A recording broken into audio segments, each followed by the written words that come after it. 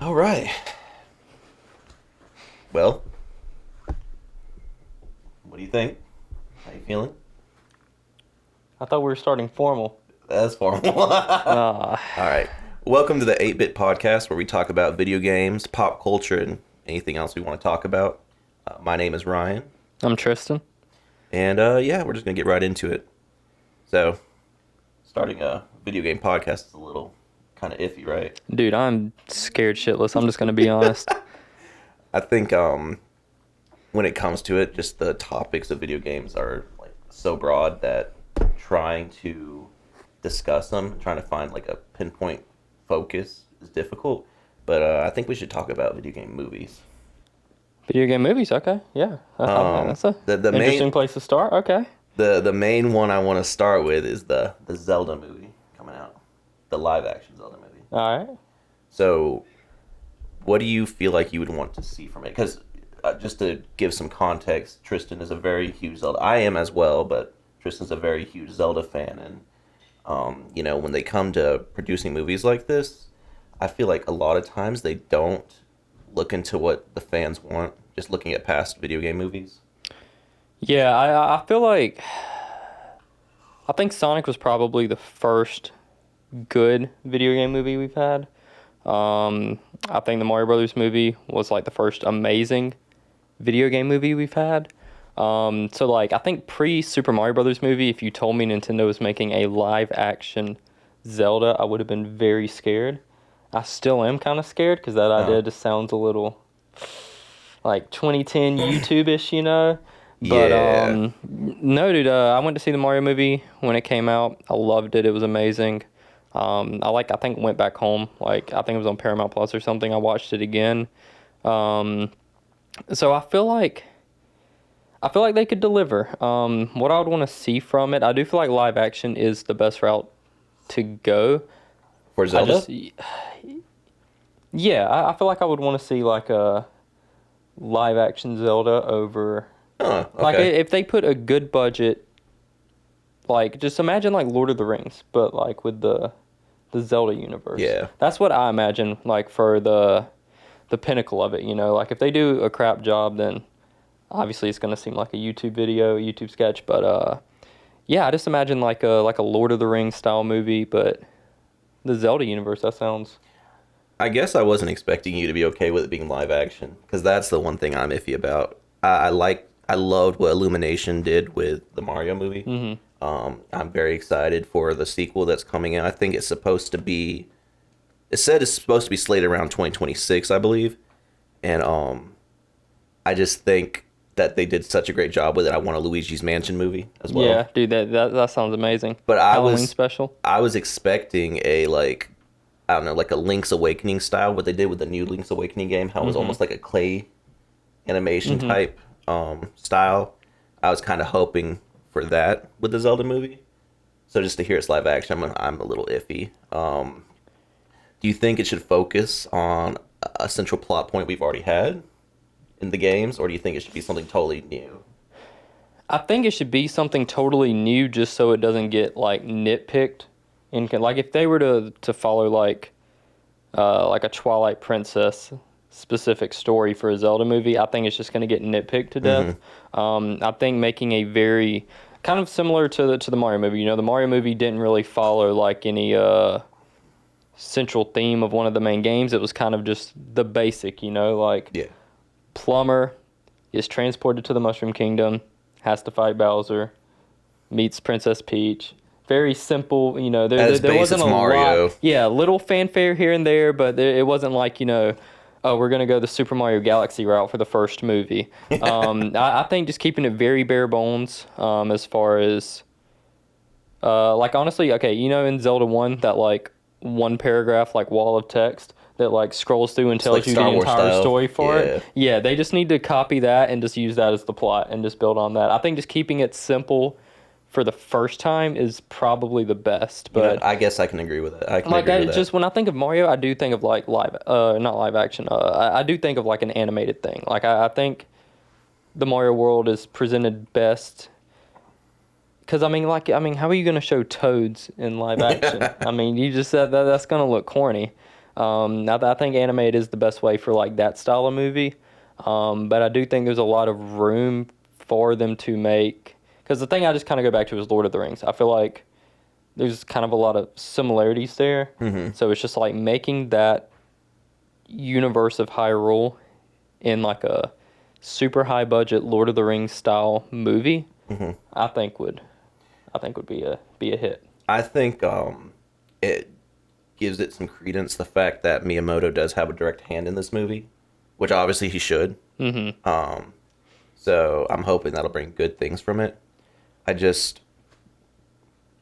just a bit of an awkward topic to think about it being live action. It is. But I mean, even when they said, like, if you think about it, a few years ago, whenever the Mario movie got announced, and they made that video where they were showing the actors involved, and we saw Chris Pratt, Jack Black. Everybody was like, man, this movie's gonna be shit. Like, this is gonna suck. Wait, which one voiced Donkey Kong? Was it bro, I was about to say. I know Jack Black was Bowser. I can't remember who did Donkey Kong. I know who it is. I just can't forget his name.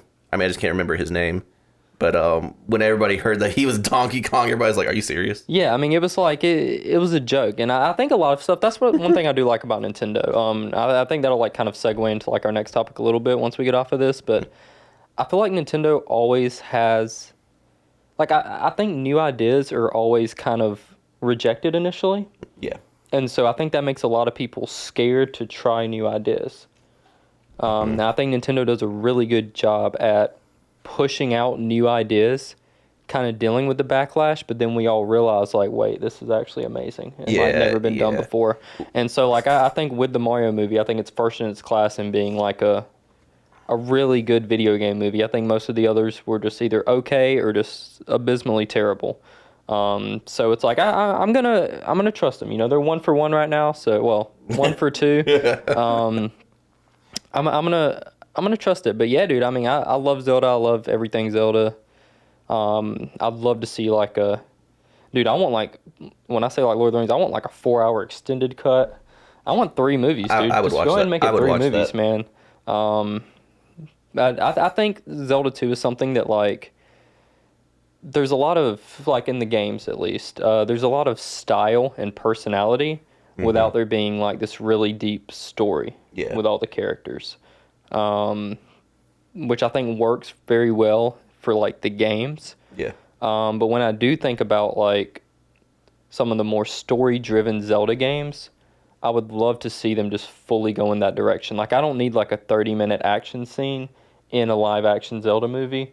I would love for them to explore, like, some of the lore. Yeah, and the characters, you know? Like, I mean, when we picture Link, we just picture, you know, this kid in a green tunic that's quiet. I mean, he doesn't speak. And I think they have a lot of opportunity to give him a lot of personality in the movie. So Do you think he should speak in the movie? 100%, yeah. That'd be awkward if he didn't. That would be that. If that's the idea they're going with, then that actually is the idea I will reject. I'm like, nah, that ain't it. Okay. But yeah, I do think there's a lot of room for them to really expound on the Zelda universe, and I imagine too it would be targeting a slightly older audience.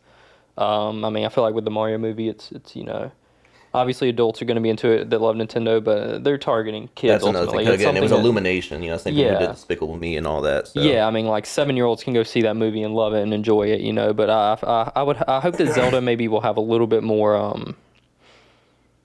like, we're really going to lock in on the core fan base of this franchise. Yeah, with that being the case, though, I think their marketing has to be on point for it because, like, you know, any child could see a trailer for the Mario movie and be like, hey, I want to go watch that. Not even knowing what Mario is, but, you know, not every adult's going to see a Zelda trailer and be like, oh, that's interesting. Yeah. You know what I mean?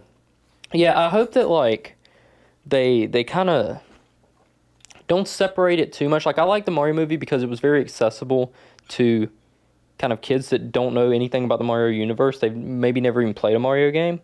But as an adult, you go and watch it. That's the one thing I loved is all the little Easter eggs. It's like every 5 minutes there was this little Easter egg that most people probably not even picked up on, you know. But like as a longtime Nintendo fan, like that's just kind of like candy to me to like see that, you know. So I would hope with the Zelda movie they go in a direction where it's not as I guess, like, I want them to hone in on the core fan base, but I also want them to make it something that's like accessible to people, kind of like the Fallout show. Like, I mean, my mom never played a Fallout game. She knows nothing about Fallout. She watched the Fallout show. She liked it, right? Yeah, she loved it. She was just like, "Is this like what the games are?" And I'm just like, Sort of. sort of, yeah. But like, yeah, just making it like open and accessible, so just anybody goes and like sees the trailer and they're like, "Oh, that looks like a really good movie." Which is kind of why I was saying I think they should just kind of like keep it bare bones as far as like the story start at the beginning, you know? Yeah. If they can execute it right, I believe it would be like a success like the Fallout show and um, gaining an audience other than, the target demographic of Zelda fans. Yeah, I mean, dude, the Mario movie made $1 billion, so I imagine they have a lot of room now to make a hit. So The only thing that kind of worries me, I know you said that, the Zelda universe is very stylized. But I feel like depending on what part of the series you're talking about, the stylization is so different. Like, going from Twilight Princess to Wind Waker to Link's Awakening to Minish Cap, it's all, which the latter three are all more like them than Twilight Princess, but I think you kind of catch my drift. It's like, I wonder what they're going to try to emulate, or if I feel like, kind of like you were saying earlier about doing a whole new plot and not trying to fixate on a singular plot. yeah. Which most Zelda games in general are kind of just like reimaginations, I feel like, of the same That's legend. True. Yeah. Just kind of in their own little like universe. Yeah. So I figure like they can do their own stylization of it too. Almost in a way similar to like Echoes of Wisdom with the change of plot. I know you haven't played it yet, but the kind of change in the formula is very similar to the past Zelda games, but it feels very unique, very stylized to what it is. And I feel like they can do the same thing with the movie with a wholly unique approach to it this time around as well. I think Zelda's very adaptive. It adapts well to whatever they try to do. Of course, you have to execute it well too. Yeah. So we'll see about that. But moving on to the next topic we wanted to talk about. What was the next topic we wanted to talk about? Dude, I'm relying on you for that. I have no idea. So you've been... So, okay. I think a good segue, because we were kind of talking about Nintendo innovating, coming up with new ideas. I feel like their most recent, I'd say in this past decade, hit, obviously, is the Switch. Switch was a massive success. Me and you both owned Wii U's as a kid. Yes, we did. We bought into Wii U's. We were one of the 12 million people that actually owned one. We loved the crap out of it. We'd play it all the time. But I mean, we saw it sink and fail though. And then we saw the Switch come out and just be an instant hit. Rightfully so. It makes sense. But that was 2017. It's been almost 8 years since the Switch came out, which is crazy to think about. Which means Switch 2 is going to be on the way. And there's a lot of leaks about it right now. Obviously, I'm seeing stuff about all of the specs that it's gonna have, and whether is it gonna run 4K or is it gonna do this? But I don't think, Yeah, I think a lot of people kind of hyperfixate on Nintendo consoles being like, I guess, kind of hardware insufficient. Like power. Yeah. I think a lot of people just want like, oh, dude, I want to be able to, I've personally, that's never really been my appeal as far as when it comes to like Nintendo stuff. I love them for their games. So, but I do want to see, something that can at least keep up. 60 FPS. And one of the leaks that came out a day or two ago was that it was going to be backwards compatible. Yeah. Which kind of makes me worry a little bit about how powerful it's actually going to be. How much more powerful it'll actually be. So, like, I'm happy to see Nintendo succeed with the Switch, but I do think I think it's a good thing and a bad thing for, like, the average Nintendo fan. Yeah.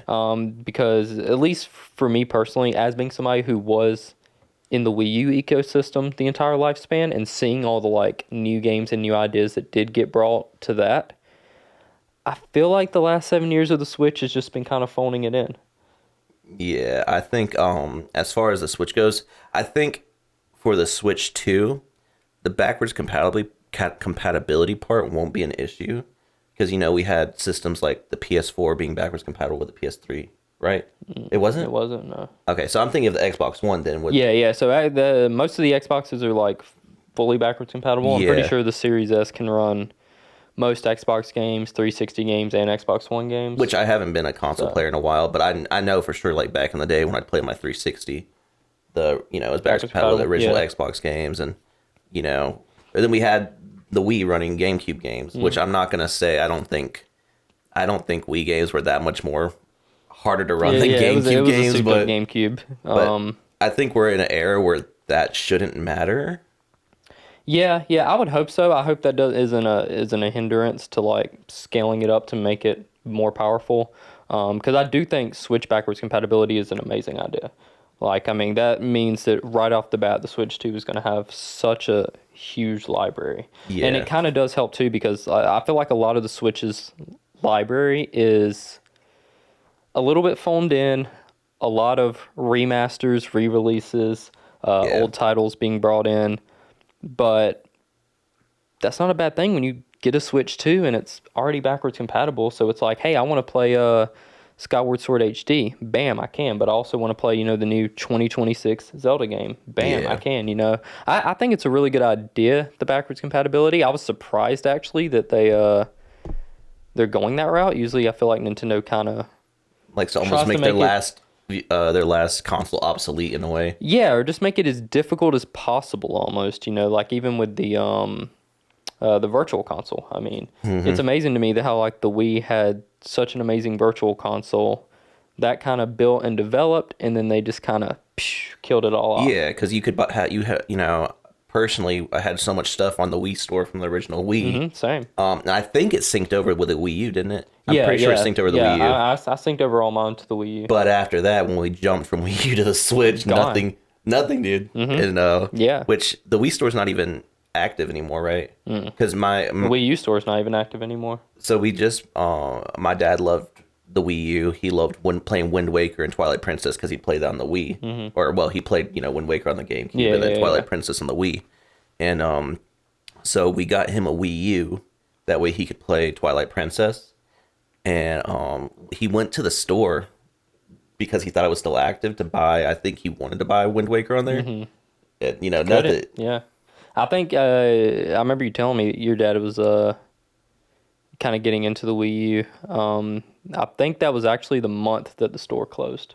Was it really? Yeah, I Because think that he just wasn't got that really wasn't too unlucky. long ago either. Yeah, no, they didn't close it too long ago. I'm pretty sure. It was still up. I think it was within this past year that they've closed it down. And I think the 3DS one was like a year or two ago that they closed down the 3DS shop.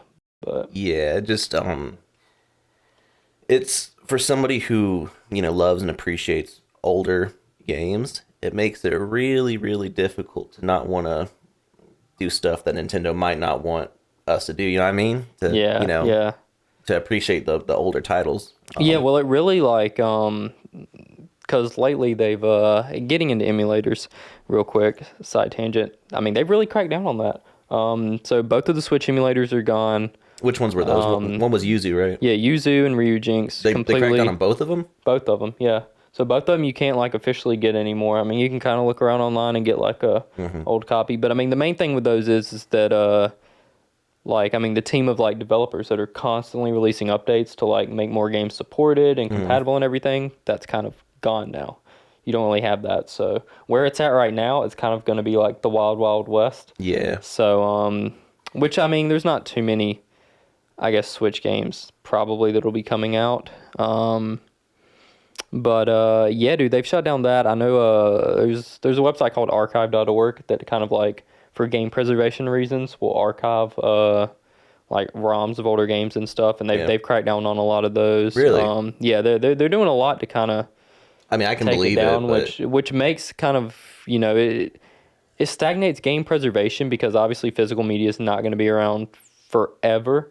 But it really shows you like how kind of important physical media is, Yeah. to where it's like maybe don't rely on, oh, if I want to play the Minish Cap one day, I can just go and download it because you really never know. Like, Yeah. it's definitely good to have those the physical original copies. which kind of leads More than in ever. it leads into pricing of older media, physical media, it gets more and more expensive as it gets rare. It's just, basic supply and demand. If Yeah, as there's a less company that sells that stuff, it gets expensive. It gets really expensive. so the fact that we can't use them, or they're trying to stifle people from using those things in this for the sake of preservation and enjoying classic titles.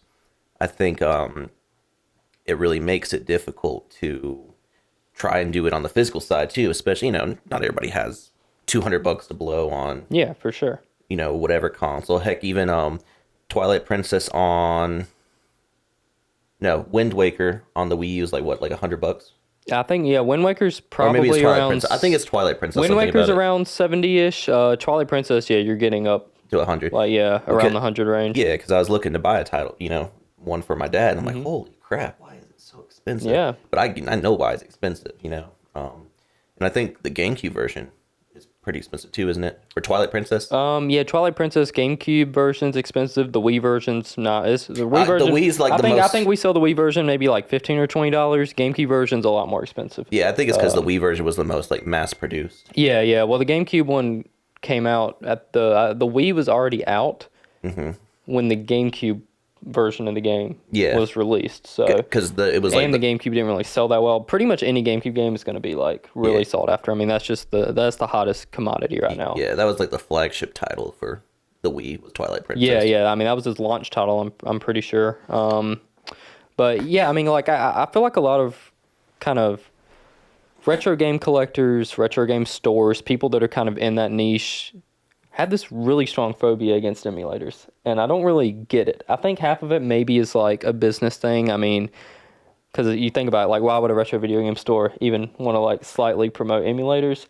I'm just going to be straight up. I have no problem with emulators. I think, especially when you're in a situation, I think one, for game preservation, it's important, just because physical media is not going to be around forever. Two, if you either A, can't afford, or B, the company that made the game hasn't even re-released it in a way that's playable.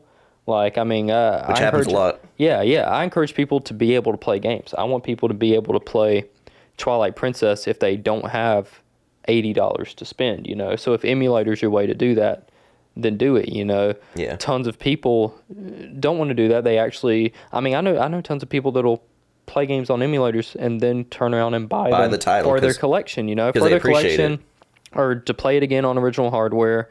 I mean, there's tons of reasons to get into like retro games, like actually owning them, physical media, that I don't think really covers up like emulators, So I'm not against emulators. I don't think that stuff should be. So like I said, it'd be different if we had a virtual console where like every NES game nearly was available for like $5. Transferred over from like 2008. Yeah. That would be great, but we don't have that. So it's like so many of these games, there's no official way I can play them, and some of these games cost like $200 or $300. I mean, it's a lot of people can't really have access to that. So, and another point towards the use of emulators in support of the original games. Recently, I mean, you helped me set up the emulator on my ROG Ally, and a good example is, I mean, and I don't think the physical game is all that expensive, but I started playing Persona 4 because I thought it was, I wanted to try the Persona games. I'd never tried any of them before. I played it a little bit on the emulator. I'm like, man, this is fun. And then I turned around and bought it. Yeah, I turned around and bought it because I wanted to collect achievements on it. Yeah. In the Steam store. So I think it's a good segue into, furthering your relationship with that type of media. You know what I mean? Yeah, for sure. I've been playing a ton of GameCube games lately. Kind of in a GameCube game kick right now. So I've been playing through. For anybody that doesn't know, there's this thing called Retro Achievements. It basically integrates with emulators to add achievements to games. And dude, I don't know why. Like, it came out of nowhere. Like, past few years, I've just been like a major achievement hunter. Like, I have this obsession. If I start a game, I'm like, I want 100% it. Like, I want to 100% everything. So they just recently added GameCube game support. So yeah, dude, I've been playing Twilight Princess, Fire Emblem. Oh, what's the GameCube one? Path of Radiance. Yes. Yeah, I've been playing that. Obviously, Yeah, Star the Fox Star Fox Adventures. games.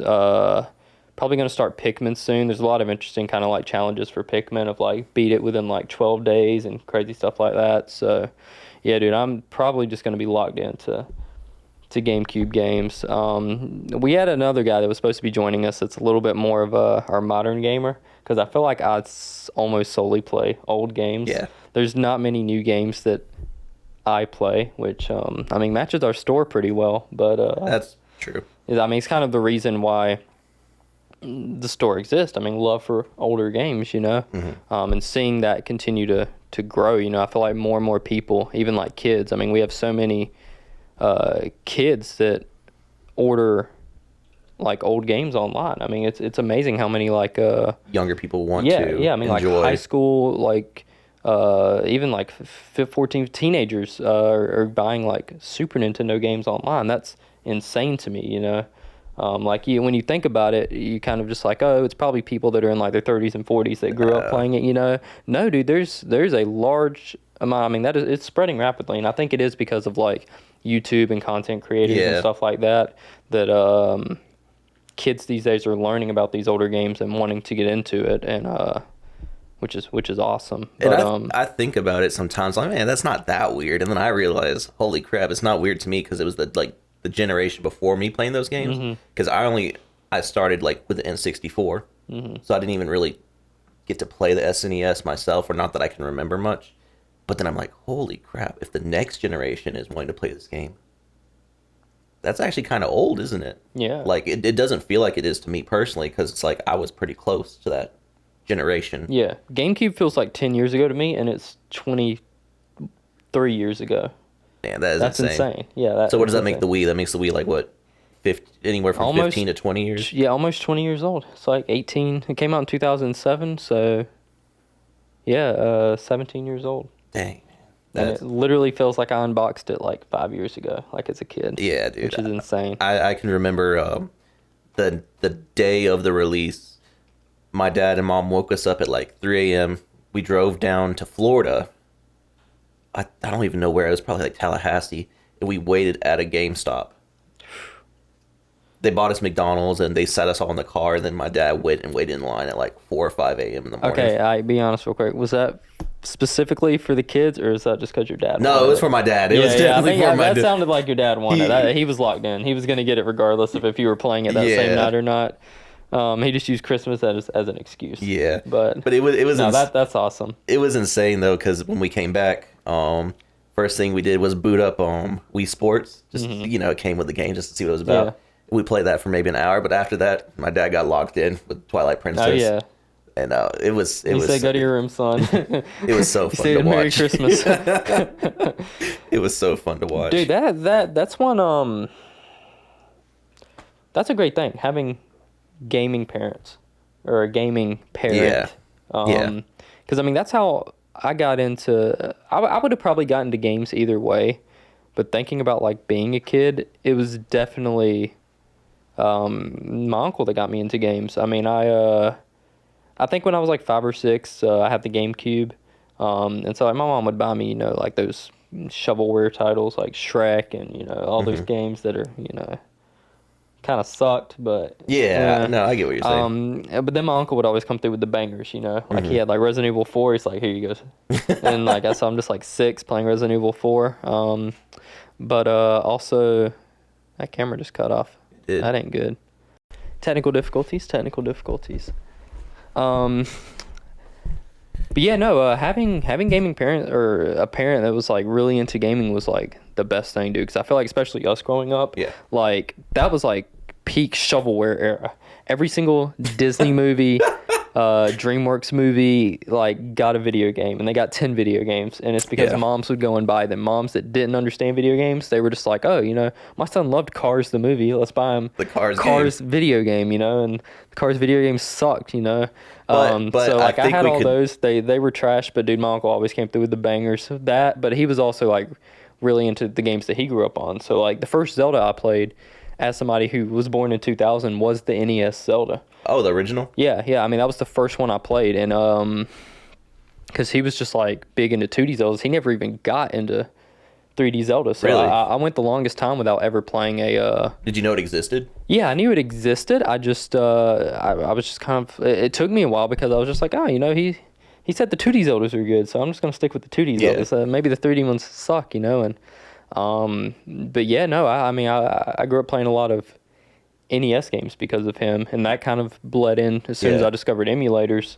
I just started kind of exploring everything. But yeah, dude, I mean it's. I felt bad for kids back then that didn't have like gaming parents that had to just play like Cars and Yeah. Cars 2 Well, but I for think their childhood. I think there's almost a certain appreciation for that because obviously I grew up. My dad played video games all his life, but I also had like, I guess this is a bad example, but the Star Wars game on the Game Boy Advance, dude, that game was actually pretty fun. I don't know if it was actually good or not from like a objective point of view. Yeah, but you have good like memories of it. Yeah, That's what dude, you're I have saying. good memories of Yeah. it. Or even the freaking, we had a freaking Shrek game, Yeah, and I was like, man, this is fun. I ain't gonna lie. Yeah, I said Shrek, and I was kind of dogging on it, but I remember. Another, or even, I think there are a lot of the inverse of what we were talking about earlier with video game movies that became, or shows that became video games. The freaking Scooby-Doo game on the GameCube. Have you ever played that? Dude, it was so much fun. I'm not gonna lie. I want to say it got a remake of some sort. I could be wrong. Interesting. But it was so much fun. I don't know. It's just something about it. Appreciating the media like that. Yeah. No, that was actually kind of insane. But But still, though, if you had to choose between like Christmas Day, 2007, you get your Wii, and you have two options. Your mom went to the store. She looked at that shelf at Walmart, and there was Super Mario Galaxy, and there was like Madagascar. give me Which Madagascar. Which one? I want Madagascar. You want Madagascar? No, not really. All right. Yeah, you wanted Super Mario Galaxy, but sometimes your mom and then the scummy Walmart or GameStop employee was like, "Nah, dude, you need to get." It's like, yeah, your kid's gonna love Your this kid's one. gonna love Madagascar. He's trying to sell off all the product they got now. Did your parents ever age restrict like No. you from playing stuff? Well, okay, it depends. So, heck, I grew up watching my dad play the Resident Evil remake and Resident Evil 4, all that stuff. They never had a problem with that. The one remake, I'm assuming, the GameCube one. Yeah. Okay. Which, obviously that was terrifying to watch as a kid. Even RE4 was pretty terrifying. Dude, to it watch gave as a me kid. nightmares as a kid. But the one thing they did age restrict is whenever there was a lot of language and stuff. Like, I remember I was playing. I was even a teenager by this point. I was playing like Gears of War 2. No, I was playing Killzone on the PS3. Do you remember Killzone? It was FPS. Yeah. Dude, the language in that game was very gnarly, and my Oh, parents. so that was like age like probably like 12 or 13, wasn't it? Yeah, I think so. I had been really young, and yeah, my mom wasn't pleased with some of the language, so she didn't stop me from So playing you had it. stricter parents. She was just disappointed. She's told me to turn the volume down, so I just turned the Yeah. volume down and kept playing. You know what I mean? Yeah. But none of the actual content of the game, as far as like any gore or shooting and stuff. But I mean, I don't think it was necessarily a bad thing either. I mean, I was fine. Yeah, no, because like I had friends that couldn't really play any of that stuff probably until like middle school or past that. But I remember being like, dude, I think I got, when was the PSP? PSP would have been like, I mean, it came out in 2004, but like, Really? it came out early. Yeah, it came out early. But I think it really took off In, by like, like the 2010? because they had like the PSP 1000, 2000, 3000, all those. Yeah. Most common one's the 3000. Like the one we sell is generally going to be the 3000, unless it's like specified. But yeah, I feel like I remember having the PSP maybe in like third or fourth grade, well, no, it's not even that. There was a Grand Theft Auto game on the PSP. I can't remember which one it was. I think it was Vice City Stories. And Yeah, I okay. remember being like, dude, 8 or 9, and my mom took me to GameStop and bought me that, and like nobody had a problem with it. Like the people were just like, yeah, this is an M-rated game. She's like, yeah, I know. I mean, And just bought it. Just didn't care. nothing could stop her from going by herself later either. Yeah, true. It's funny hearing like the stories about like them turning down like kids from buying it. Yeah. When it's like very visibly a kid buying it, and they have to like kind of give the warnings, like this game has sexual content and killing, right? And she's just like, yeah, I know what Grand Theft Auto is. Yeah, dude, my parents never cared. For better for worse, I guess. I think I turned out fine, but yeah, I remember I got in trouble one time because I was probably like 6 or 7, so 2006, 2007. God of War 1. I knew this was gonna come to God of War. Yeah, dude, I love that game, bro. But that sex scene, 30 minutes in, bro. I snuck. I was going over to a friend's house. It was Oh no. it was a kid that was my age, and both of our moms worked at the same job, so like they were friends. So they would kind of set it up, like, Yeah. hey, we're gonna go over there, And so I knew they had a PS2. I knew he had a PS2, so I just kind of snuck God of War into the backpack, It was my uncle's like copy of the game. I mean, it wasn't like even mine. I just kind of took it, snuck it in. Went over there. I'm like, yeah, man, dude, we gotta play this game, bro. This game's where it's at, and we're like sitting there playing it on like this big TV in the living room. The like parents are all behind us. 30 minutes in, it gets to that sex scene. The dad walks in, sees my that. gosh, He said, dude. "What the hell are you guys playing?" And like, dude, my mom was just like, I didn't know. Like, I'm sorry. Like, which I don't think they cared like too much. They weren't like that crazy about it, But he thought it was you were more like, so just like you see 2 7-year-olds just looking at like borderline porn, just like on the TV. that was just normal Tuesday, man. But yeah, no, I didn't. My parents never really cared. I played, like I said, like RE4. I remember probably 1st or 2nd grade playing RE4. Yeah. Which I think parents handled, at least, all the stories I've heard from friends and parents handled the gore and, hard to understand content better than they like were able to handle like sexual content. Yeah. Anytime it was sexual content involved, I was like, okay, guys. Yeah, sexual content, and I think specifically like the realistic shooting of other people. Like I think GTA is a big one because it was like you could just go around and, as a human and kill other humans. That's true. Well, or even like in Modern Warfare 2 with the no Russian scene in the airport where there's just a straight up terrorist attack. Mm-hmm. And you're like, see, I feel like because like okay, we're from South Georgia. We're in South Georgia, so like we're kind of like pro-military. the state, like, Georgia. Yeah, the state Georgia, not the country Georgia. We're kind of like pro-military, so I never feel I couldn't remember a single kid that like, oh yeah, my parents won't let me play like Modern Warfare 2. Yeah. I feel like that never really happened because everybody loved military. They were And just when he says dude. that, he just means like the culture that surrounds like our region of the U.S. Yeah. Like it's just very like pro guns, pro military. Like so I think I think your average dad would have seen Modern Warfare 2 and been like, "Good job, son." So I feel like they're We sending you to the Marines after this. yeah, but then you see like Grand Theft Auto where it's like, okay, you're going and like buying prostitutes, something that like pretty much any kid probably never even did. Like in Grand Theft Auto, but that was kind of like the thing they would stick with it. It's like, dude, you can hire a prostitute and then kill her. It's like, dude, I've never gotten a prostitute in a Grand Theft Auto game. Yeah, keep drinking your drink. I never have. I'm a child of God, but I don't know what you. Okay. I would just go around and kill people. I mean, as a kid, I wouldn't even play the missions. I mean, I'm just riding around killing people. Wait, I'm not gonna lie, dude. This might be a kind of a moot topic, but I never really liked the Grand Theft Auto game. Really? Well, okay, so I never even really touched GTA 5 that much. Mm-hmm. I played like a little bit of the multiplayer like years after. Because man, when did that game come out? It came out like GTA 5 came out in 2013. We were still in freaking high school. We weren't even in high school yet. We weren't even in high school yet. And dude, people still play that game. Yeah, to this day. Why? I think it's a top 10.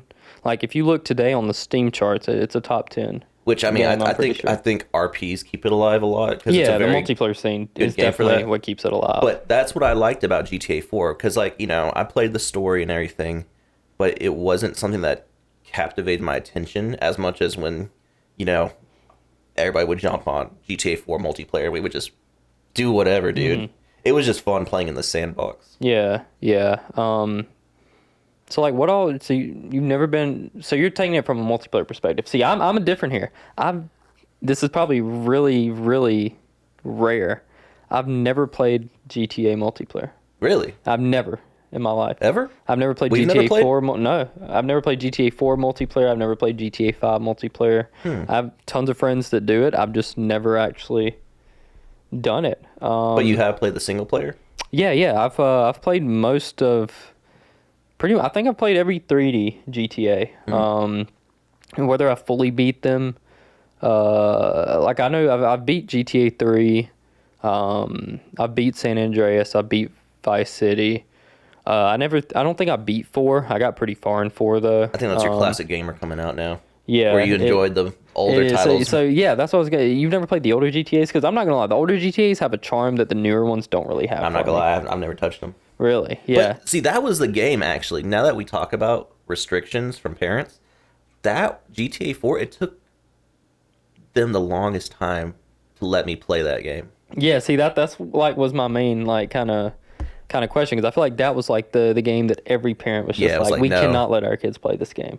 Which I feel like the topics in the older ones, because they were more scared of me playing the older ones than they were even of like GTA 4. But I feel like the content in the older ones wasn't as bad. But I mean, I don't know either. I feel like the content, I think it's one of those things where it's like the content may be just as bad, but imagine if you saw a cartoon of somebody shooting somebody versus like real life footage of somebody shooting somebody. Yeah, They're both serious topics and the same topic, but one of them is a little bit more like digestible. So I think like the older ones just like, it didn't look as real. So people didn't perceive it as real. There was still this distinction between like, okay, this is just a video game. But I think like 4 especially, I mean, when 4 came out, everybody was like, dude, this looks real. Like these cars look real. These people look real. You can go shoot a real looking person. That's where it kind of like, because I know there's like this classic meme of this guy's like recording, he's like, bro, my grandma thinks we're watching the news right now, and he's like playing GTA 5 and he like flips, he like flips the car and she's like I've seen it, dude. And I think that's what it is. It's like that realism. It's like the fact that it looks so real kind of turned most people off. That's interesting though, that they had more of a problem with the older ones than the newer ones. But yeah, which I mean, I don't know, maybe they had more exposure to it than they had GTA 4. Or maybe it was even the opposite, where they had more exposure to GTA 4, knew what to expect, but didn't really know anything about the older titles. The older ones, yeah. It wasn't sure what. I mean, but it's a GTA game. Yeah. They're all horrible. I mean, when you break it down as far as like mature content, but yeah, I don't know, dude. I've always liked the older Grand Theft Autos. They just have like this charm that I feel like the newer ones don't capture as much. I mean, I love the newer ones too. It's just kind of a different type of vibe. But yeah, dude, I love like GTA campaigns actually. I feel like a lot of people, especially younger people, don't. Especially people that grew up more so on like GTA 4, GTA 5, just because of like how like popular multiplayer was. But yeah, no, I've always loved the those kind of original trilogy of GTA 3D games. So what do you think about the other Rockstar games? Like, wait, so I know GTA 4 was done by Rockstar. Were the previous ones done by them as well? Yeah, I'm pretty sure Rockstar made they even made the 2D ones. Oh, really? Okay. Yeah. Okay. So like GTA 1 and 2, which are top-down games. Yeah. I'm pretty almost positive they made those as well. I wasn't sure because stylistically, I think they made the entire series. It's so different from. Yeah. Okay, so what about the Red Dead Redemption games then? Have you played either of those two? I'm gonna be honest. Unpopular opinion. I wish Madison was here for this. I don't like Red Dead Redemption 2 that much. The second one, you don't like the second one that much? Yeah, I've never played the first one actually. Okay. I never had it on Xbox, and for a while it's never, because they have a remaster now, right? I believe so. I don't know what it's on, but I think it's on like Switch, isn't it? Like, so it must be on everything. Well, like, am I tripping and thinking that Red Dead 1 is on Switch? You might be. But I think I know what you're talking about. I don't know if it got a remaster or anything, but I've been seeing a lot of advertisements for it on Steam. The first one. Yeah. So yeah, it's edition. Like a remaster, yeah. But I don't know. The thing about it is I kind of agree with you in a way. Well, for the second one, because I mean, it feels like I'm watching a very drawn out movie. Yeah. Like, and I need to go back and play it more, so that I can like actually have more of an opinion, because I don't want to just like dog on stuff without like have really played it that much. But I probably played it for like 6 or 8 hours. Oh wow! So you put even more time than I have in that game. Yeah, I locked in for a decent amount, and mainly just because like the visuals kept me for that long, because I was like, man, this is such a beautiful game. I think I just gotten like the 1080. Yeah. And so I got Red Dead 2, and I was just like, dude, this is so beautiful. And it kind of kept me playing it. But then after a few hours, I was like, man, I'm not having fun with this. Like, this game just looks good, and that's kind of it. Yeah. But I never played Red Dead 1. I heard a lot of good about Red Dead 1. I had a lot of friends that played it back in the day, but I just never had it. Yeah, Red Dead 2 just kind of feels like auto-scroller levels Yeah. in, like, platformers, how they, like, kind of just, like, suck. That's what Red Dead 2 feels like to me. The whole game. Yeah, the whole game just feels like an auto-scroller. It's like, like I remember there's this part at the beginning where you're kind of like creeping up on this like area with a bunch of people. And I played with controller. I would assume everybody plays it with controller pretty much. That's the type of game I don't know if there's sick with. people that play it with keyboard and mouse, but dude, the auto aim, I could just hold like LT and it would just like lock on to the person immediately. Like it was the most like drastic auto aim I've ever seen in my life. It was like not a challenge. So pretty much what you do is you just press LT, you would lock onto the person, move up a little bit to get the head, bam. And it was like, dude, this just feels like it's kind of playing itself like an auto scroller. Like it just feels like it's moving you along. But I want to check it out again, just again because it's such a Which I'm gonna say I'm not hating on it personally. I just think it's not my type of game. Yeah, it's just not my type. I don't think it's bad. I just don't really. It's very, very story driven, but it's a slow kind of burn, I feel like. And it's a bit of a time sink in a way. And unfortunately, I don't have time to throw hours upon hours into it, which is sad because I heard it's a good game. Being an adult, that's the hardest thing. That's the hardest thing. There's so many games I want to play that I just look at how long they are, and I just don't even attempt to play them. Because I'm just like, if I start playing this, I'm going to want to finish playing it, and I don't want to spend 80 hours. Yeah, and life doesn't let you do that all the time either. Yeah, no.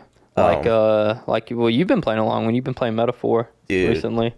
I'm a huge appreciator of JRPGs, and Metaphor, ReFantazio by Atlas. Oh my gosh.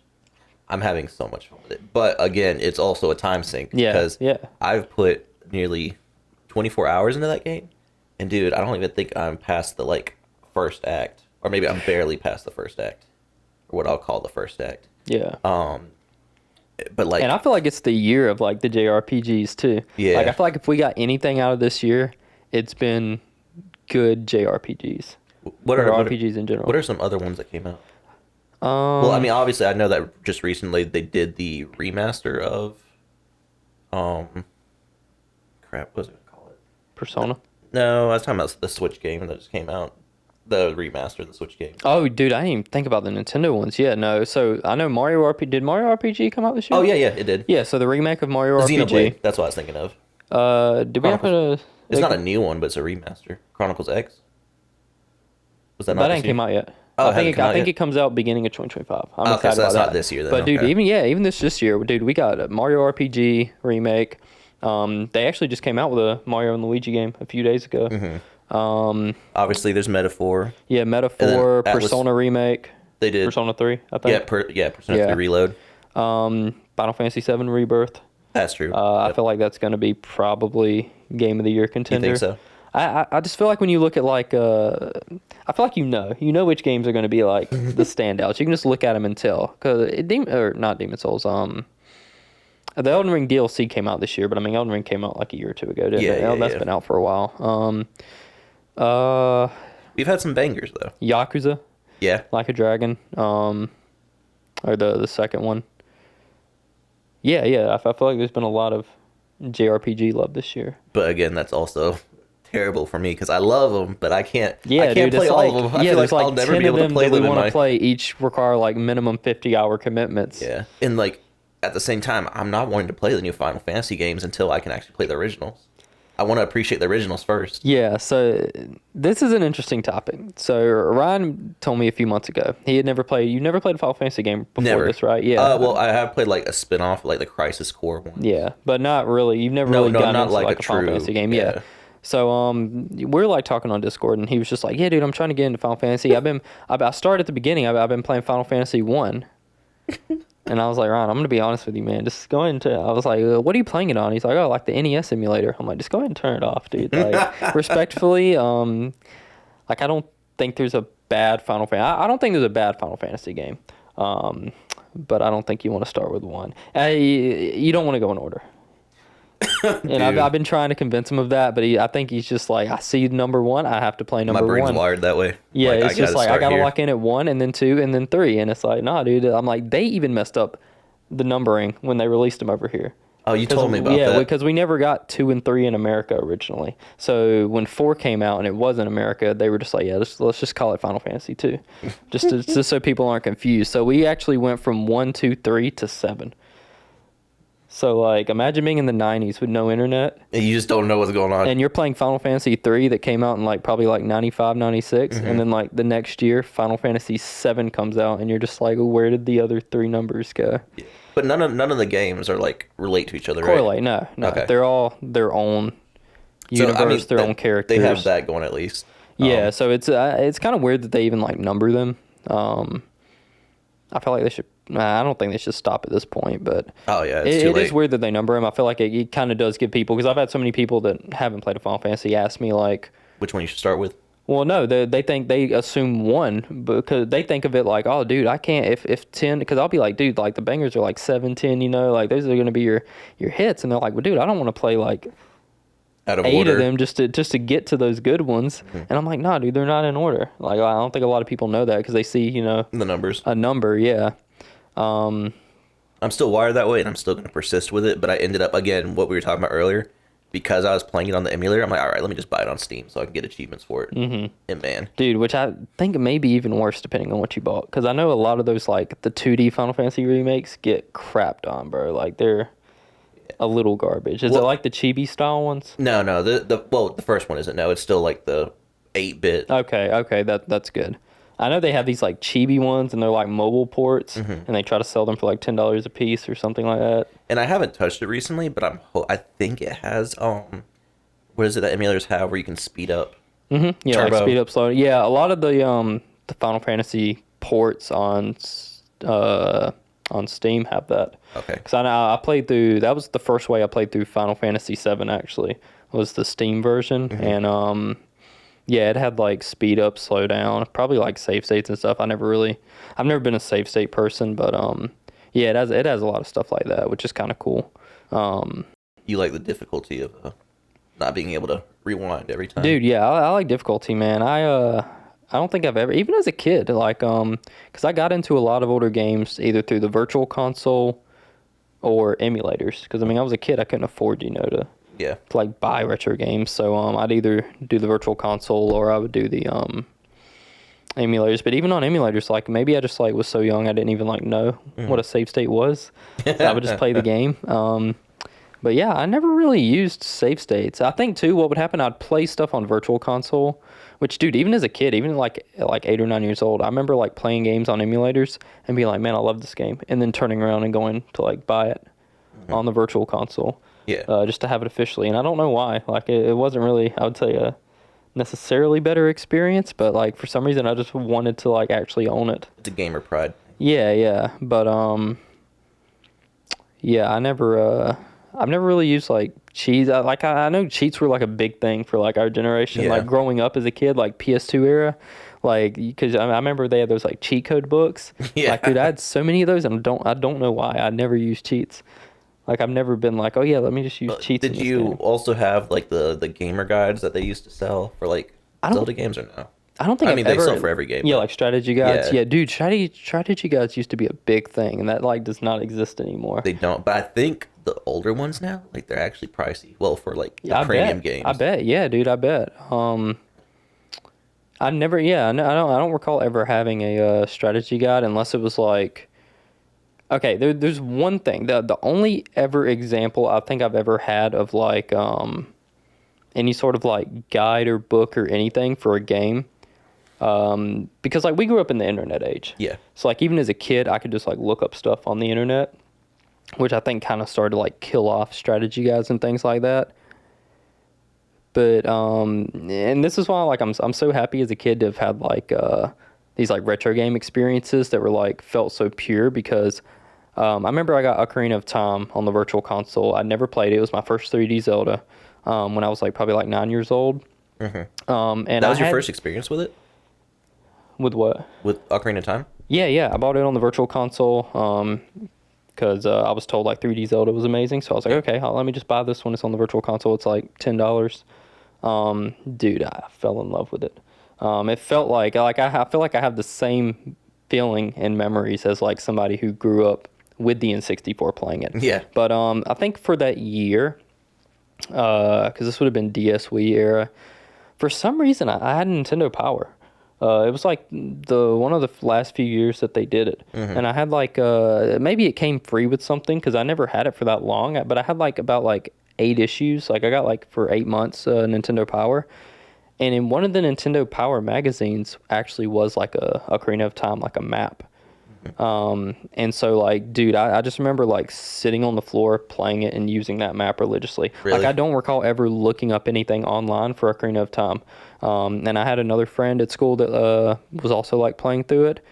And so like we would like go to school and just like, Compare notes. yeah, basically. And because I remember he was like, dude, like he's like, you can become an adult, and I'm just like, what? Like, what are you talking about? Oh, man, you never even got that Dude, far. no, I did. I eventually did. Well, I mean, yeah, but like at that point. Dude, yeah, because I remember playing it for like a long time. Like I must have been like dog water at that game, bro. Like, because it took me a long time just to even like become an adult. But Yeah. I think it was just from that experience of like discovering everything without like have already seen it or played it or being able to just look it up on the internet. Yeah. And that just like having that like map there, just like it's kind of like core memory for me.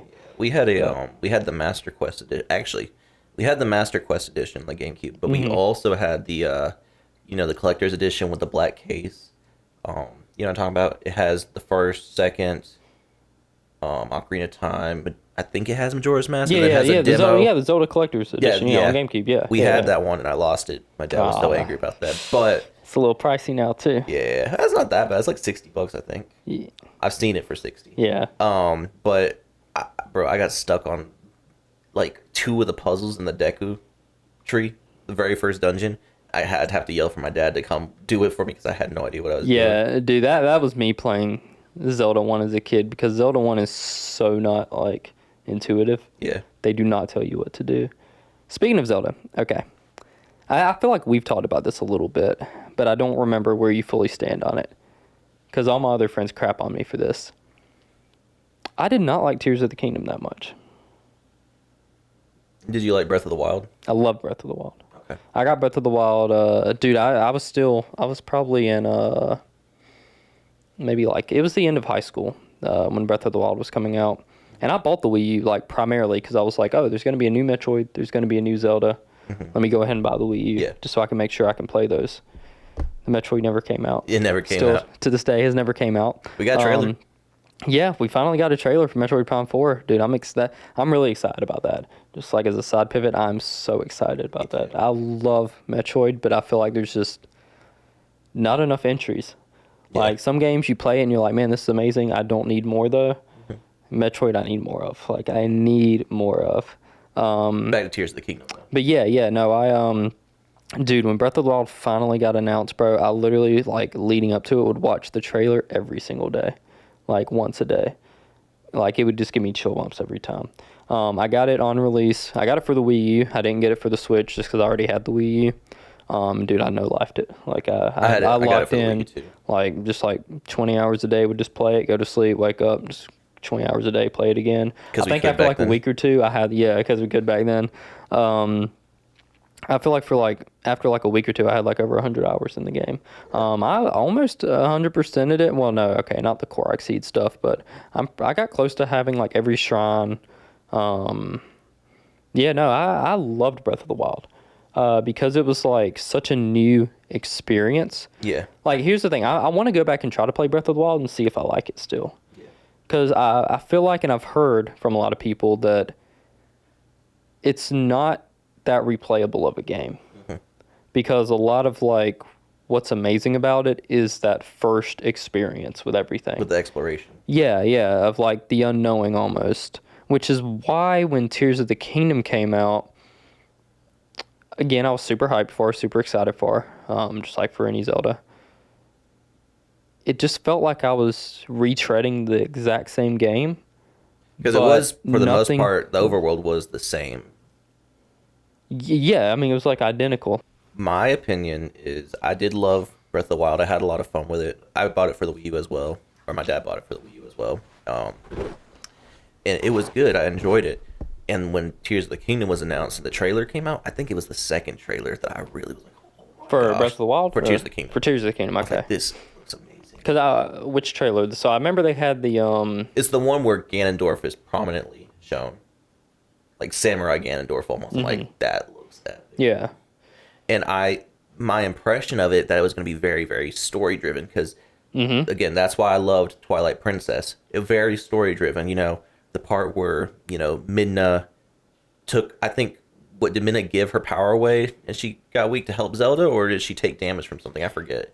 She took damage from the Light Beast at the end of but I think it was like to protect Zelda or something like that. Yeah, something like that. Which is amazing because like it's so dynamic because like you go through the game as Midna and she just has like this attitude the entire time. Yeah. And she just acts like she really doesn't like Link. I think it was to protect Link actually. Yeah. I think she jumped in front of like Link or something. That's like right. That. That's what happened. It was something like that. I can't remember, but yeah, it like that was like the pivotal moment where you kind of like realized like her feelings kind of shifted. She grew as a character. Yeah, she grew as a character, but it was also like she just had that as like a mask, you know. She like really cared the whole time. It gave a lot of like introspection, I feel like, to the character. But I didn't get a lot of that from Tears of the Kingdom, and that was the kind of point that I wasn't a fan of because I like very story-driven moments. Again, I keep referencing Twilight Princess, but it's because it has all those moments when you're, finally going to Hyrule Castle about to fight Ganondorf, and the people from the town, from the Resistance, they come and they blow up the bokoblins on the bridge.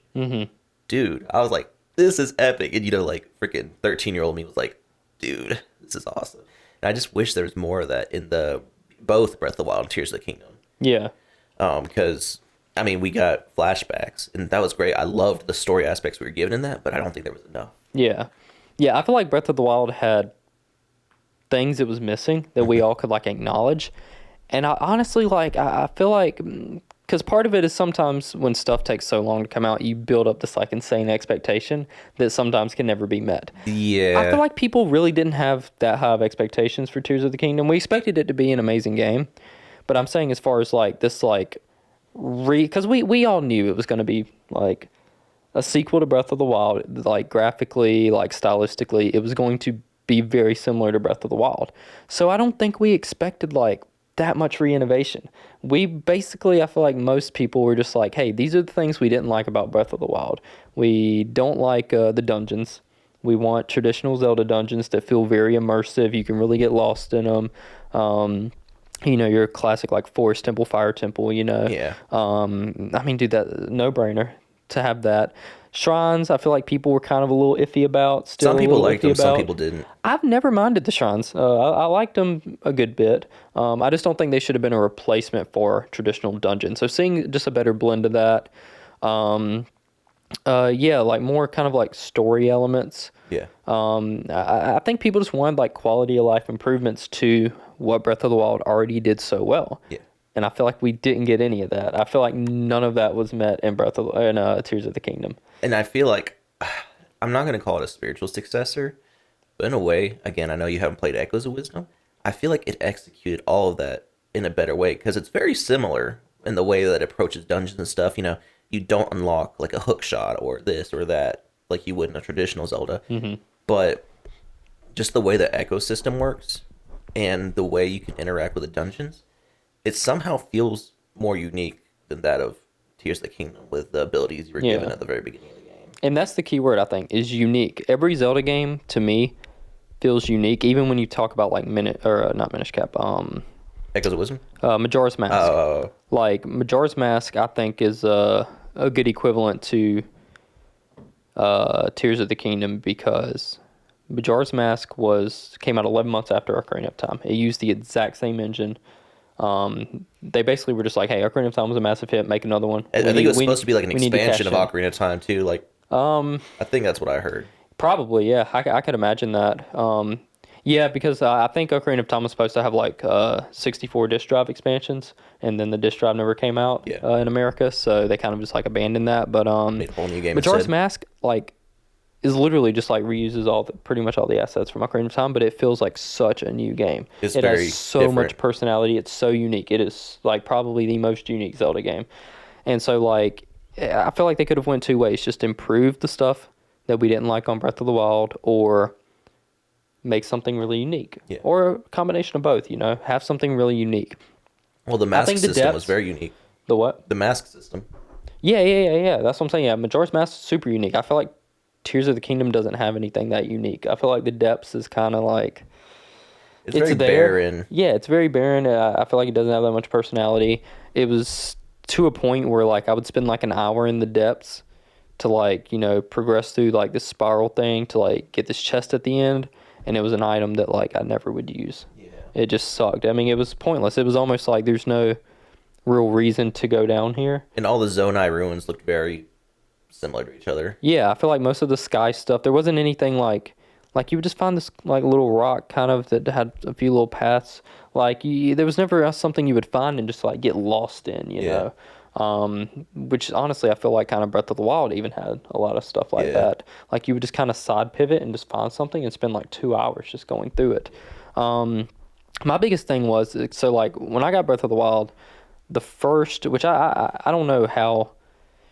I think the game tries to a little bit kind of subconsciously guide you a certain way, at least for the beginning. But for the most part, it really doesn't, because I had friends that like went to Gerudo Valley first, the Rito people first. I did Zora's Domain first. That's where I went first. Yeah, so that was the first after like Hateno or Kakariko, whichever one it was, straight to Zora's Domain.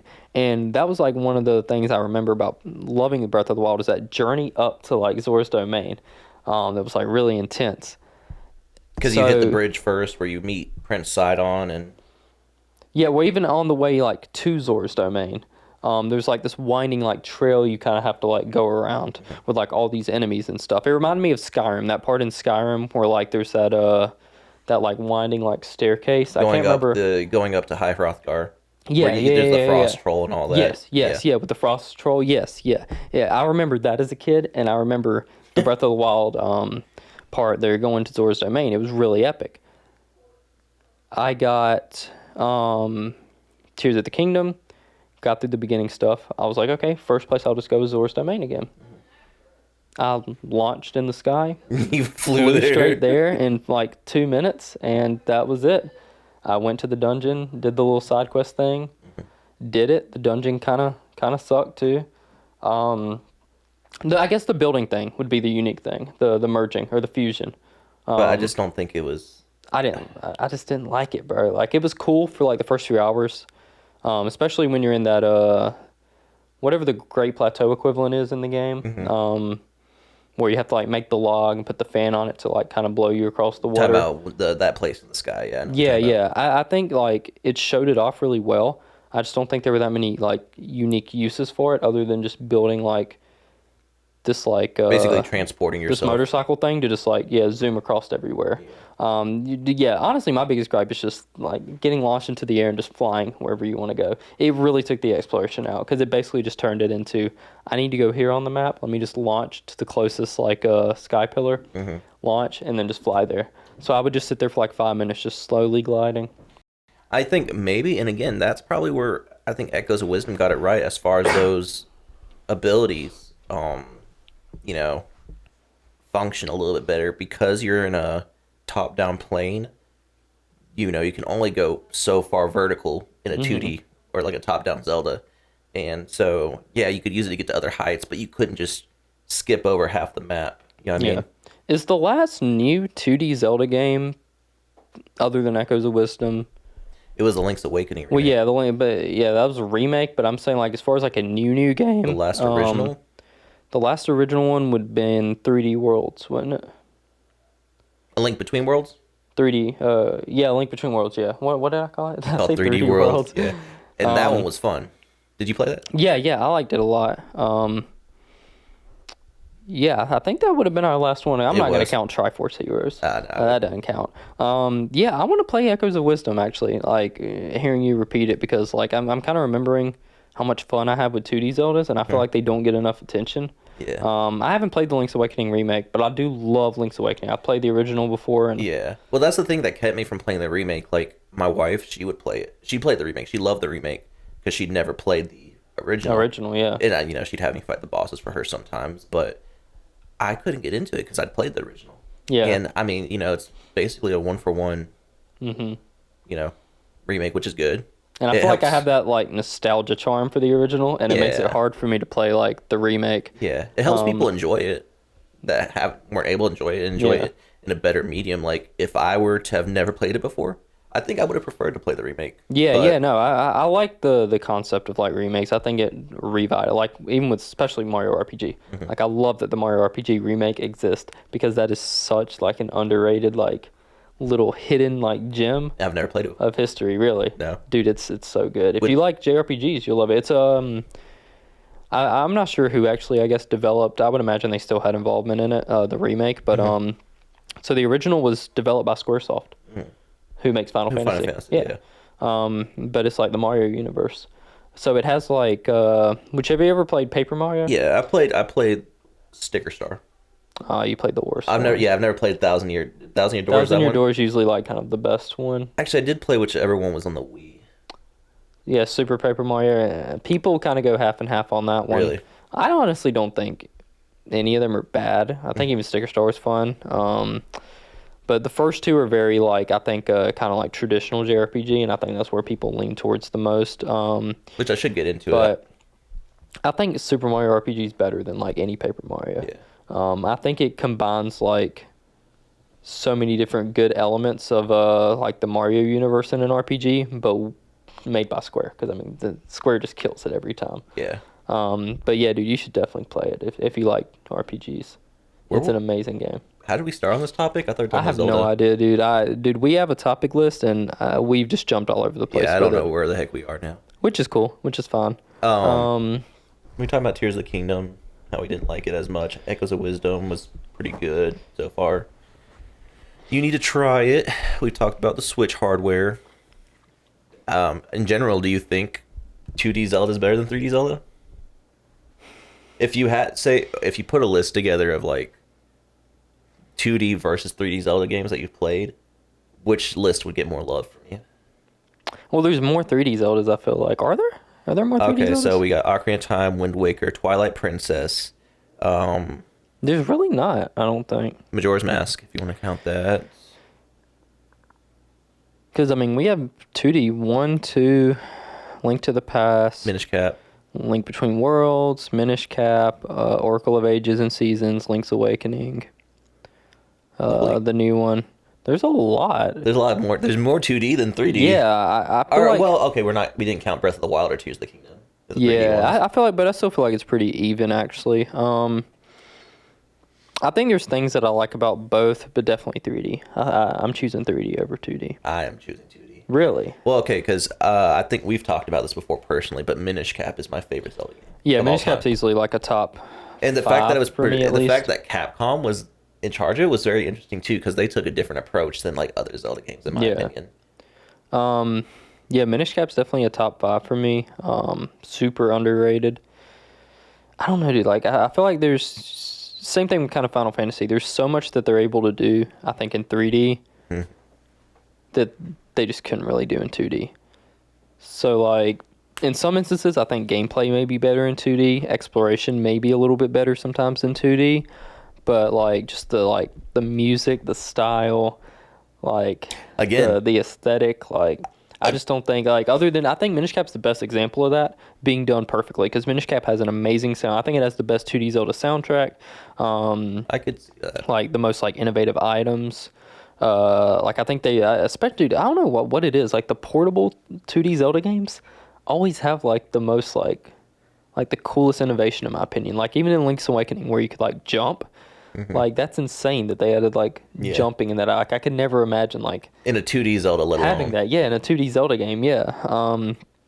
But, like, I don't know. I just feel like a much deeper, like, connection with, like, 3D Zelda games. I feel like it's easier to, like, get into that world. That's so bizarre, though, considering that you start off with 2D Zeldas, With 2D, and you never yeah. really experienced it until later on. Well, like funny, like my uncle who got me into Zelda doesn't like 3D Zeldas like that much. He's never been into them. He's only like the 2D ones. So like growing up, yeah, I never really played 3D because he was just like, hey, just play the 2D ones.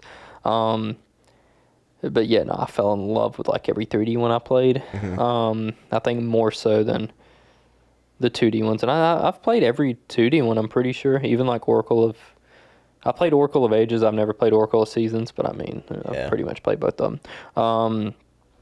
I think that when you look at like all the 2D versus all the 3D, there's a lot more diversity in the 3D games. Like you have your kind of like Ocarina of Time, Twilight Princess. You have your Majora's Mask. You have Twilight Princess, or I already said that one. Wind Waker. They're very different. Like they feel like completely different worlds, but like kind of the same story. Like they're all familiar, but so different. And I feel like a lot of the 2D ones are kind of very familiar.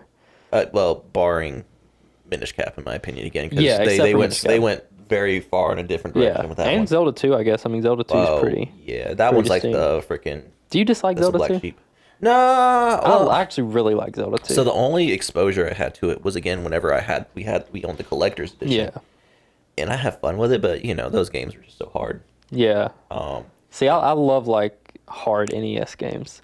So like I've always like everybody's like dogged on Zelda 2. I love Zelda 2. I loved it as a kid, like I love it now. and again, I think Zelda 2 was almost an experiment from Nintendo because they had the first one. First one was a success, and they tried to do something different. They did the spells. You could do the lightning, or what else could you do? Was there like a high jump? Well, I mean, it was a side scroller. Just that alone, it Well, was like yeah. a side scroller, like kind of more RPG elements. Because I mean, you could like level up like Yeah, that's different true. stats and stuff. It was very different. I feel like Nintendo around that time, like I don't think they really understood like series, and like keeping a consistent formula. Because even when you look at like Mario 2, that's just like completely different than any other Mario game. Now I want to look and see what the sales like were for Zelda 2, how it was received. But I won't say I dislike it. It's something that I'd have to put time for, but not because it's a time, consuming activity, just because it's hard Yeah. and you need to learn the kind of the patterns of the game. And I do feel like Zelda 1's a better like formula game for It set the precedent for the rest of them. Honestly. yeah. Like separating all the others, if I had to choose Zelda 1, Zelda 2, I'd choose Zelda 1, but like I still love Zelda 2. Like I think Zelda 2 is super underrated. So what actually I will go and say that I think the 2D Zeldas have the better music over the That's crazy. because my top song, and this is like out of left field, and again we have talked about this before, but in Spirit Tracks, the Overworld theme, Dude, put it on right now. just the fact that you reminded me that the DS games existed, I Yeah. completely forgot about them until just now. That alone's gonna make me choose 3D Zelda, man. Really? I do Oh, not like man. those DS ones, bro. Those DS Well, ones. okay, so I mean gameplay wise, yeah, there's a little, yeah. But again, holy crap, the story of Spirit Tracks, I enjoyed it, a crap ton more than I enjoyed the story of Breath of the Wild. But again, because there wasn't a lot of story to Well, play off of yeah, Breath of the Wild. yeah. Dude, I don't know, soundtrack specifically, man. I feel like Ocarina of Time alone like sweeps almost every 2D Zelda game combined. Which I mean, it has most, if not all, the iconic songs that everybody knows. Yeah, that's the thing too, is that it rehashes a lot. Like I think Link to the Past kind of set a lot of the like soundscape Yeah, for like future Zelda. what they were going for. But I don't know, dude. When you think about like Ocarina of Time soundtrack, Wind Waker soundtrack, Twilight Princess soundtrack, back to back to back, like I don't think any 2D games are competing with that. I think, in my opinion, Minish Cap I think has the best 2D Zelda soundtrack, if not Link to the Past. But like those are definitely up there. But like even like Skyward Sword. I mean, has we can say that all of them are good. Yeah, all of them are good, but some of them we can admit are great. Like Yeah. some of them are clear standouts. Like you wouldn't say like Zelda 2 had like a standout soundtrack, but like even Zelda games that I think kind of get talked about less, like Skyward Sword, has an amazing soundtrack. Well, dude, Like you especially mentioned the orchestration of it. Like You mentioned Zelda 2, but it has a huge bop. The freaking temple theme. Oh no, yeah, the music in Zelda 2 slaps, especially like how they remade it like in Smash. Yeah, dude. Like I love the remakes in Smash, but it doesn't really have like cause I listen to a lot of like Zelda music like While you work? study, yeah, like while I'm working on stuff, just as like background music, and I always go to like the 3D Zeldas. I feel like I never really go to the 2D ones that much, but the 2D ones do have themes that I love. Like Link to the Past, like Dark World theme is just amazing. Ton of themes in Minish Cap actually that I really like. Yeah, Zelda 2. I think the music in Zelda 2 is better than Zelda 1. I would say that. I can agree with that. Just because Zelda 1's kind of just like a little hard on the ears. Yeah, I mean, it was just the technology they had at the time creating that music. All right, hold on. 2D Metroid or 3D Metroid? That's a difficult one because that's hard. That's because you have the so Prime games. Yeah. See, I go between Super Metroid and Prime 1. Those are like my standouts. If I had to choose which one I want, like if a new Metroid game released today, I would want it to be a Prime game. I would want it to be 3D. Yeah. What we have right now, I'm probably going to choose 2D. Because I love Prime 1. I like Prime 2. It feels a little too derivative of Prime 1, but I still like it. Prime 3 felt a little too derivative of Prime 2. It started to get a little watered down. But they're still great games. With the Prime games, like the further you went, the more streamlined it got. Yeah. The less Metroidvania it felt. Yeah, especially Metro. Once you get to Other M, dude. I mean, Other M was just... Oh, yeah, no, that's a straight rail. But yeah, even Metroid Prime 3, I think, had a lot more kind of like linearity than Prime 1. Yeah. Prime 1 really felt like Super Metroid, but 3D. Yeah. And I think Super Metroid's probably... I don't know, dude. I don't know if I like Super Metroid or Prime 1 better. Like, I go back and forth on those. I would personally lean towards Super Metroid. I think I'm going to lean towards Super Metroid, too. Because I replay it more. Okay, so tell me, what's your top pick for 2D and what's your top pick for 3D? The 2D is going to be a little harder. For Metroid. No, I think Super Metroid's definitely my top pick for 2D. That's easy. That's an easy one. I'm going to give you a really interesting opinion. Fusion or Zero Mission? Fusion. Yeah, I was going to say below that would be Fusion. I think Fusion's my second best. But it's weird because it's so linear especially compared to Super Metroid. It feels like Other M done right. Yeah, honestly. I can see that. It has very big similarities to that in Other M, in my opinion, at least. From what I remember playing of Other M. Dude, I haven't played Other M since it came out. I never bothered playing it. I got it the day it came out from GameFly, of all things. Oh. Which is crazy. They still exist, you know? Really? They still exist. I saw an ad recently, like, yeah, we're not dead. That was what their ad said. That's insane. That doesn't even seem like a good business model. No. Like, especially when you have like Game Pass. It's like Blockbuster. We're not dead. Yeah, like that's insane. But yeah, no, I got Other M the day it came out. I beat it in 3 days. But I didn't like do like any side stuff. I was like, I think my completion rate was like 42%. And then I just returned it like this. The next Monday, I just fucking returned it. It was not it. I enjoyed it, but yeah, it just didn't hold a torch. But no, I love Fusion. I love Zero Mission. Which Fusion, dude, the only reason I even got to play Fusion was because of the 3DS. When they added from the store, when they added the Game Boy Advance games for like I think like the Ambassador program or whatever, it came with Metroid Fusion. And I was like, let me check this game out, and I loved it. But I'd never even like. So you had never touched it until that time? I never even like thought about playing it, or knew like anything about it, seen anything about it. I love the NES Metroid actually. I think people kind of like. I can't join you there, dude. I've actually, I mean, like on Retro Achievements, I've 100%ed the original Metroid. Yeah, you have to like beat it in under like 3 hours, I think. Some other challenges. Yeah, no, I love. You actually 100% of the game? Usually you leave them at 80%. I know. Metroid, original. I haven't even beat everything in Super Metroid for the achievements. I've beat Super Metroid tons of times. I've 100% the actual game itself, but I think you have to like beat it under a certain amount of hours for like some of the achievements, and I haven't done that yet. But I think Super Metroid's my favorite. I think the 2D ones have a lot of strong contenders. I've never played any of the newer 2D ones. No, the newer two. Oh, you haven't played the one that came out on the I Switch? haven't played Dread, and I haven't played Samus Returns. I haven't Uh, played either of those. so And isn't there Samus a... Return was on 3DS, wasn't it? Yes. That one looks good. Is that the Metroid 2 remake? Yes. Okay, okay. Yeah, I haven't Whereas played you that. know that Zero Mission was like the Metroid 1 remake, right? Yeah, Okay, yeah, okay. yeah, yeah.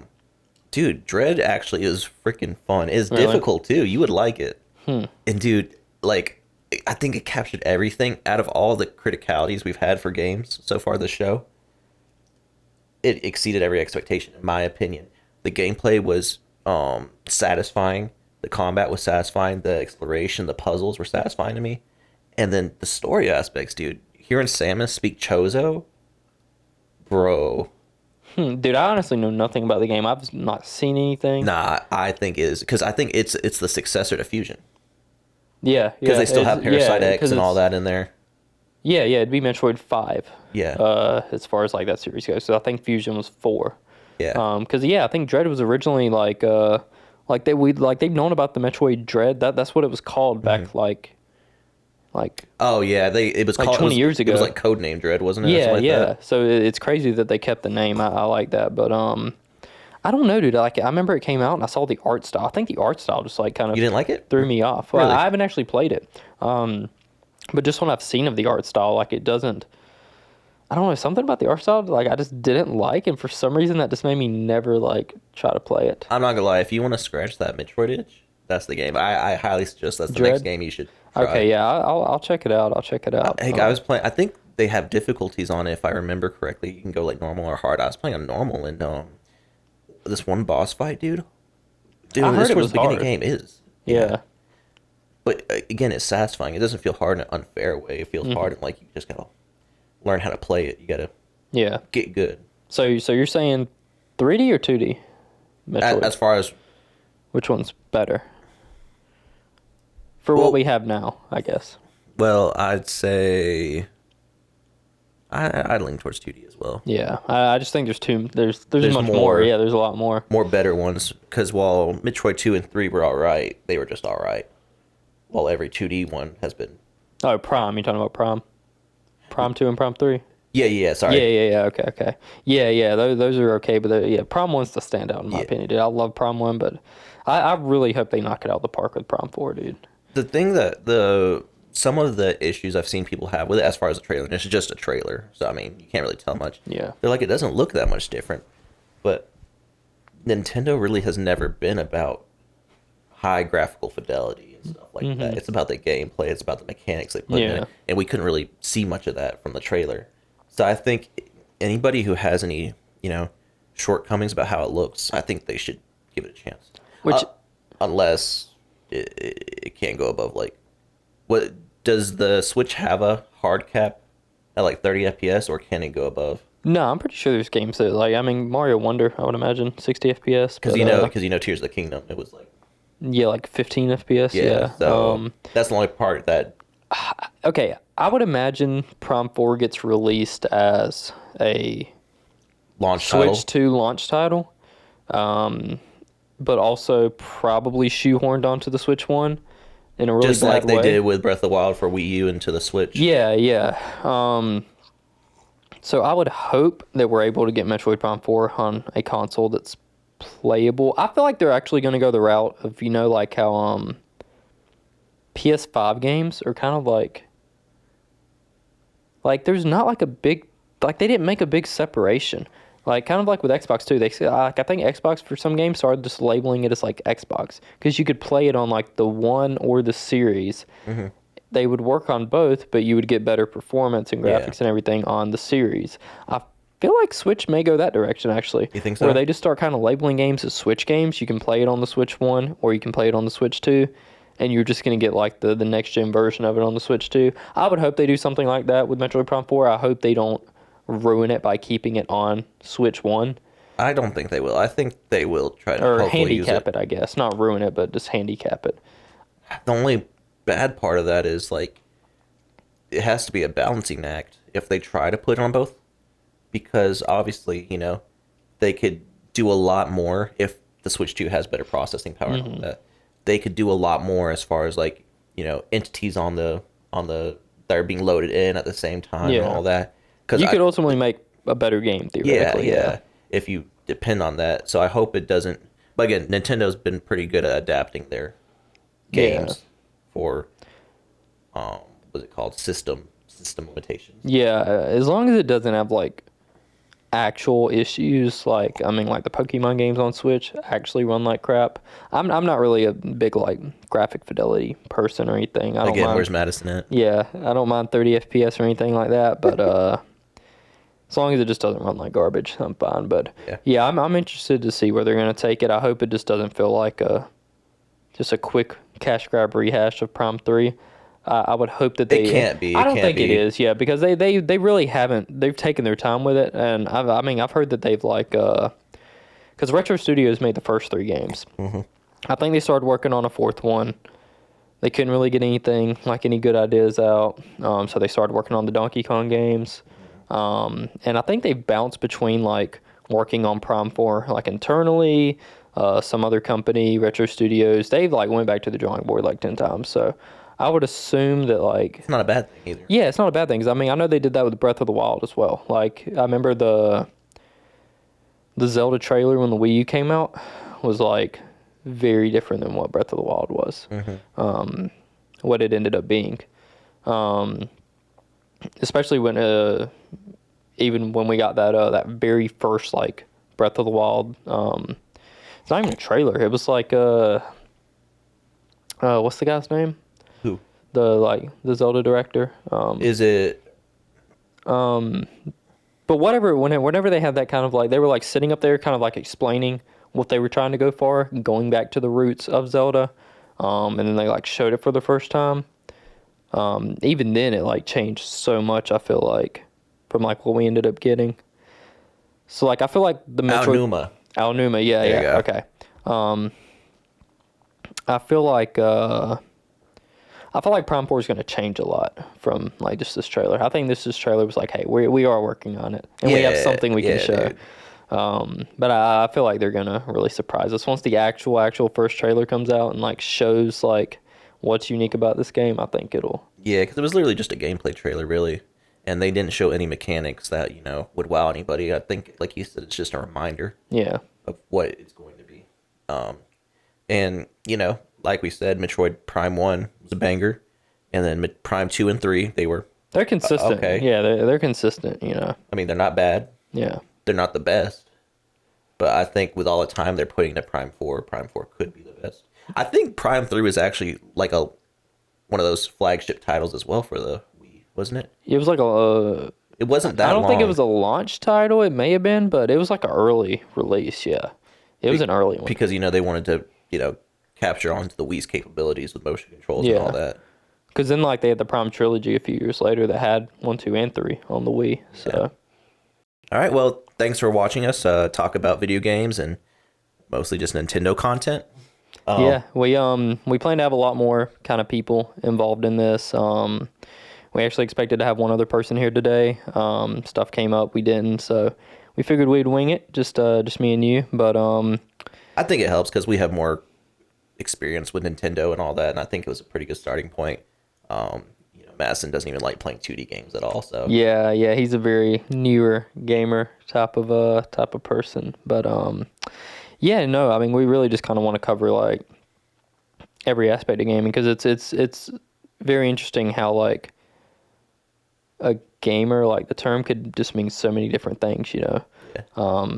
and just be playing so many different types of games. But yeah, I mean, we don't like to keep it formal. We just like to kind of just hang out, I mean, we sit and talk in Discord for hours, so we're may like, as why well. not just put a mic in front of us, Yeah. But yeah, thanks for tuning in. Hopefully for you'll stick watching. around. Definitely subscribe. Check out 8bitlegacy.com. We're an online video games, retro video game store. We sell NES all the way up to PS2, GameCube era, but we also go a lot further with Nintendo. So we sell like 3DS, Wii U, thousands and thousands and thousands of games available. We try to have the best prices kind of across all of our competitors.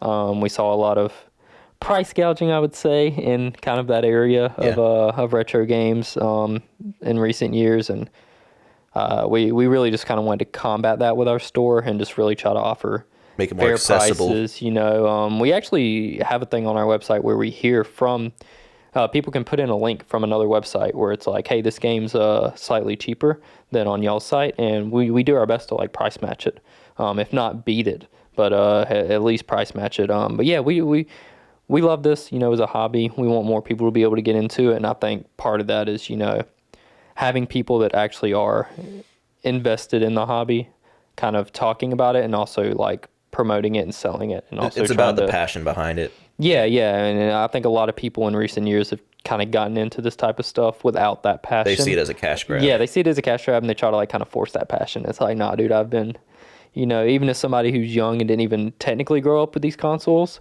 I really grew up with these consoles. I feel like, because I just, like we just talked about, like I was playing Ocarina of Time for the first time at 7, and I feel like I have those same core memories. So Yeah. being able to have the next generation be able to buy Ocarina of Time, at not a price gouged price is amazing to me. So yeah, definitely check out 8-Bit Legacy. You can use code 8BitNew for 10% off your first order.